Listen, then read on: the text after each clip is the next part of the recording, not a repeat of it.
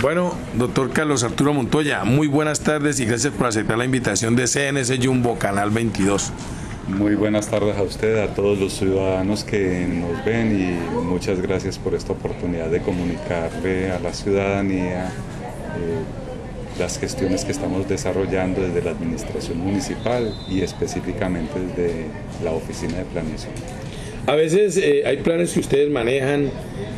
la ciudadanía los desconoce y a veces la gente es frívola para decir, pero sin conocer. Profundicemos un poco el tema de la legalización de predios, cuántos barrios, costos y cuáles han sido los inconvenientes que ustedes han encontrado, digamos, dentro de este plan que están haciendo ustedes. Bueno, lo primero para decir es que el municipio de Jumbo ha tenido unos índices bastante altos de informalidad. Nos atreveríamos a asegurar que cuando recibimos este gobierno contábamos con aproximadamente el 50% de los poblamientos de los hogares ocupando territorio de manera informal. Y de manera informal pues hay diferentes expresiones, desde las personas que hacen ocupación del territorio porque no tienen alternativas, hasta urbanizadores pirata que también hacen, digamos, el fomento de la ocupación del territorio sin normatividad, sin legalidad, sin las garantías territoriales para que las personas puedan tener unas condiciones de vida adecuadas. Nosotros nos encontramos con esta situación y nos encontramos también con unos marcos legales propicios para este tipo de situaciones, que es bueno reconocer que el Congreso en eso ha expresado sabiduría y ha logrado entender que los niveles de informalidad en el país son bastante altos. Y es así como en el decreto 564 de 2006 nos ha permitido tener un mecanismo para retomar estos asentamientos, generar un proceso que se llama de regularización, que consiste en que reconozcamos esos barrios, le demos forma, es decir, que las calles sean funcionales, que conozcamos las deficiencias que hay en los temas de servicios públicos, en los temas de espacio público, en los temas de infraestructura de servicios, en los temas de la misma gestión del riesgo, porque por lo general son sitios que no han sido sujetos de poblamiento o que son sujetos de poblamiento informal porque no presentan condiciones adecuadas para su desarrollo, y entonces ahí eso se convierte en una gran tragedia, porque son inversiones de la gente, son esfuerzos de la gente que les cuesta mucho trabajo consolidar un habitáculo y resulta que ese habitáculo no tiene servicios, no tiene condiciones de seguridad y además se les puede caer. Precisamente la legalización urbanística lo que pretende es darle una forma lo más funcional posible a esos asentamientos, relocalizar si es el caso lo que no es viable de desarrollo y tenerlos en proyectos de relocalización, de reasentamiento de estas comunidades y así generar unas condiciones de calidad y de habitabilidad mejor para toda esta ciudadanía. La informalidad de todas maneras es una situación donde cuando la gente se acostumbra a ella y cuando revisamos por qué se da toda esa informalidad, también vemos que es una falta de presencia institucional. Y esa falta de presencia institucional le genera genera unas consecuencias, por ejemplo, como estas. Ya los temas, cuando usted, por ejemplo, le dicen que el Estado debe ser corresponsable, es decir, una relación sana, armónica, coherente entre el Estado y la población. Entonces usted habla, por ejemplo, de la corresponsabilidad y resulta que la corresponsabilidad significa que los que más tenemos debemos aportar a los que menos tenemos, pero que es una responsabilidad de todos aportar para el desarrollo de todos. Entonces eso de la institucionalidad empieza a ser también un trabajo que no ha sido el entorno en el que se ha educado esa cultura colectiva de estos asentamientos informales, y ese es uno de los principales retos, que estas comunidades reconozcan en el Estado la posibilidad de ir avanzando en la solución de sus problemas. ¿Cómo hacen las comunidades que se asientan informalmente en el territorio y que no tienen presencia institucional? Entonces tienen temas de violencia, temas de las famosas fronteras invisibles, temas de cómo nos regulamos nosotros entre nosotros mismos, porque no hay quien nos ayude a regular como Estado y nos haga el arbitraje entre las diferencias que tenemos para ocupar el espacio, para dirimir nuestros asuntos colectivos, qué realmente es de interés colectivo y qué hace parte de los intereses particulares, cuándo esos intereses particulares violentan los colectivos, cuáles son nuestros derechos y nuestras responsabilidades con esos derechos y cómo trabajar articulados para lograr esos fines comunes de bienestar para toda la población. Entonces, digamos que la síntesis de todo este trabajo que se inicia con la legalización urbanística es establecer esos elementos sobre los cuales se van a desarrollar esos trabajos articulados entre la población y el Estado. Una resolución de legalización urbanística tiene un contenido normativo y un contenido programático. El contenido normativo es que como estos asentamientos no tienen, por ejemplo, los perfiles viales, no tienen las áreas colectivas claramente definidas, no tienen las áreas de protección también recuperadas, entonces en esa resolución esos elementos quedan claramente establecidos y en el componente programático se establecen ya lo que son esas necesidades encontradas y se generan toda una serie de responsabilidades sobre esos temas que encontremos que le hacen falta a esas comunidades para tener un territorio sostenible. Entonces, entre esos temas uno puede encontrar temas como los servicios públicos, temas como las vías, temas como los reasentamientos poblacionales, temas como seguridad y un tema muy importante, y es que el de las oportunidades de ingresos. ¿Y por qué es tan importante el tema de las oportunidades de ingresos? Porque por lo general los mejoramientos en las condiciones de un territorio, es decir, que tengan pavimentos, que tengan unas condiciones mejores de habitabilidad, que tengan sus servicios públicos ya normalizados, significa que las cargas, a ustedes se les sube el estrato, se les sube el CISBEN, se les suben ciertas condiciones, es decir, ya la corresponsabilidad empieza a hacerse necesaria para tener recursos para atender otras poblaciones que estaban en la condición inicial de las cuales es correcto. En el caso de que encuentren el dueño de una vivienda que es propietario de 4 o de 3 viviendas, ¿qué pasa en ese caso? Esas son las ventajas de la informalidad. Entonces, la informalidad, que es de pronto donde está uno de los retos más importantes, que tiene que ver cómo vamos reconociendo los sentidos colectivos para la vida en comunidad armónica, pacífica, una buena convivencia, tiene que ver con cómo nos deshacemos de los intereses individuales y representamos esos colectivos. Por supuesto, cuando usted le dicen tiene que pagar impuestos, o cuando usted le dicen mire, usted no es dueño de este terreno y así tenga una posesión de este tamaño, a usted le corresponde una unidad de vivienda. Ahí le tocan sus intereses particulares y en esos intereses particulares, pues por supuesto se van a dar resistencias. ¿Pero sí han sucedido esos casos? Sí, claro, suceden algunos casos donde por costumbre y casi que lo adoptan como una forma de negocios, hay personas que si sucede un desastre, entonces inmediatamente se van y ocupan esas zonas de desastre para hacer censados. Es decir, esto tiene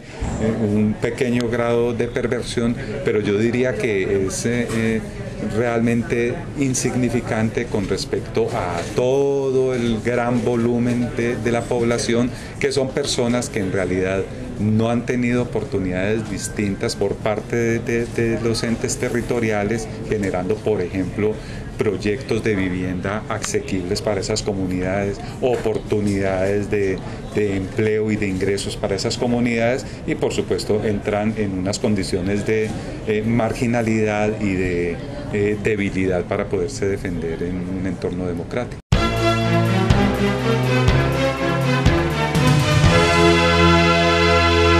Más o menos, ¿cuántos habitantes del municipio de Yumbo se están beneficiando de este plan? Si estamos hablando que la mitad de la población estaríamos hablando de unos 50.000 habitantes. Sin embargo, la informalidad no existe solamente en las zonas de ladera del municipio, sino también en sectores rurales. Por lo tanto, podríamos hablar de unos 30-35.000 habitantes que se pueden estar beneficiando de estos programas en aproximadamente 17 barrios. En los casos donde han encontrado propietarios de una o más viviendas, ¿son expropiadas o ellos las tienen que ceder a otra persona o cómo es el manejo? Hay una situación, dependiendo de la condición en la que estén ubicadas. Si son en zonas de riesgo, pues la posibilidad es que una vivienda se cambie para un hogar, no hay otra posibilidad. La ley no le dice a usted que porque tiene 10 viviendas le pueden dar 10 subsidios y le tienen que dar 10 casas. Si son adquiridas y las tiene protocolizadas en la notaría, pues allí ya hay unos derechos, y sobre esos derechos tampoco puede llegar el municipio y pasar por encima, porque de todas maneras son inversiones que ha hecho la gente en estas construcciones. Sin embargo, cuando se trata sobre todo de posesión de suelo que no les pertenece, la idea es que ese suelo se use de la manera más racional y que cada uno tenga la posibilidad, si bien de tener un espacio, no que sean espacios exageradamente grandes o que generen desequilibrios en estos procesos de legalización. ¿En cuánto tiempo tienen ustedes proyectados terminar este plan de legalización de predios? Digamos que el tema de legalización de predios es uno de los componentes de mejoramiento integral de barrios. Nosotros hemos hablado de dos temas hasta el momento, que son la regularización, que es darle orden y darle norma a ese territorio poblado irregularmente, y la segunda, que es la legalización urbanística, que se consolida en una resolución de legalización donde esos aspectos colectivos de infraestructura, de vías, de equipamiento, de espacio público quedan consignados en sus contenidos programáticos. El elemento que usted me acaba de preguntar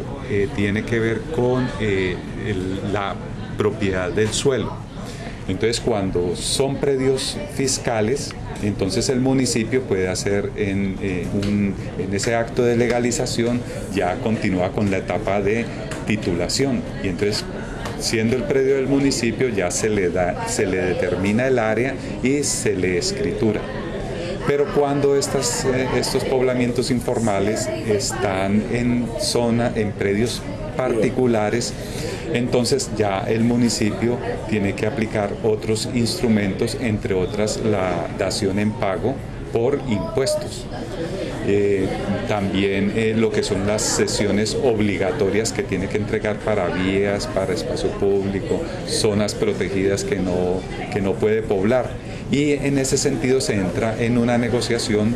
con ese dueño del predio de mayor extensión, que una vez lo compra el municipio se convierte en predio fiscal y abre la posibilidad de hacerle la titulación a cada una de las familias que ocupan ese territorio. Y ahí estamos hablando de 3 actividades de mejoramiento integral de barrios, pero es que mejoramiento integral de barrios, ya cuando nos vamos al concepto completo y a sus contenidos, entonces nosotros nos vamos no solo a los aspectos urbanísticos de vías, servicios públicos, infraestructura social, zonas de protección, sino que nos vamos también a aspectos internos de la vivienda y a la sostenibilidad de esas familias, y también a toda la oferta de servicios de salud, de educación y demás servicios recreativos, culturales a los cuales tiene derecho la población y para lo cual se establecen unos trabajos prácticamente después de un proceso de legalización urbanística. La resolución que queda, los contenidos programáticos se convierten en un instrumento de democracia bastante fuerte, porque como se construyen con la comunidad determina los contenidos de esas cosas que necesitan, hace conciencia y por supuesto sea en los espacios de participación o de representación pueden precisamente hablar de una agenda muy concreta, de unos temas muy concretos y poder a partir de allí gestionarlos muchísimo más enfocados y con muchísima mayor coherencia. Ya para finalizar, ¿cuántos habitantes en este momento ustedes ya legalizaron y cuántos les quedan faltando? De los 17 barrios que están por legalizar, como un proceso de legalización tiene que consolidar unos estudios técnicos. Nosotros tenemos, por ejemplo, los estudios geotécnicos, que son los estudios de riesgo, es decir, qué se puede quedar y qué no se puede quedar. Lo tenemos consolidado en 7 barrios y estamos en este momento adelantando la contratación de 7 barrios más. Es decir, este año tendríamos consolidada toda esa información con la cual nosotros decimos las fronteras del barrio van a quedar hasta acá porque esta zona sería no mitigable, por lo tanto es sujeta de reasentamiento de esa población. Tenemos también otra que es preparatoria para la titulación, que es el levantamiento predio a predio, pero no de los de mayor extensión, sino de cada localización de cada vivienda. Y entonces eso es un levantamiento topográfico muy preciso, donde esa información nos permite ya decir qué se afecta y qué no se afecta, por ejemplo, para vías, para andenes, para servidumbres de servicios públicos, etcétera. Es decir, todo ese proceso de regularización del que hablábamos, necesitamos tener esa información. Esa también estamos en este momento trabajando. Tenemos 7 barrios ya completamente levantados predio a predio y tenemos 4 barrios más en ese levantamiento, lo cual diría que nos quedarían 3 más para el 2015.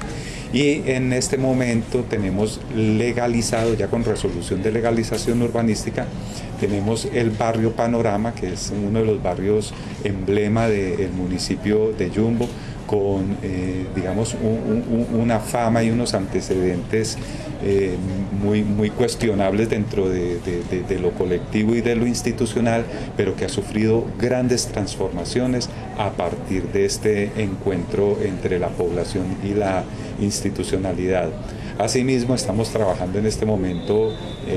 ya para consolidar, y estaríamos haciéndolo ya para el resto de este año, el sector del Mirador del barrio Panorama. Estamos trabajando específicamente en Juan Pablo y Puerto Isaacs, pero ya desarrollando el modelo no solo de legalización urbanística, sino de mejoramiento integral de barrio, con lo cual vamos a dejar, digamos, como una herencia, un referente para que las actuaciones de gobiernos posteriores sepan cómo un proceso de esos se realiza y se soporta documental y técnicamente. Y también estamos iniciando trabajos en también uno de los barrios muy importantes de Yumbo, que se llama Bellavista, que ya estamos en los trabajos que posiblemente nos lleven finalizando este año a tener las legalizaciones urbanísticas. Como estamos terminando este año con los estudios geotécnicos y la topografía, eso quiere decir que el resto de los barrios que tenemos en lista para hacer la legalización lo estaríamos haciendo en el 2015 y dejando con eso unas comunidades con un conocimiento muy claro de una agenda pública para tratar con su administración municipal. Muchas gracias. Con mucho gusto.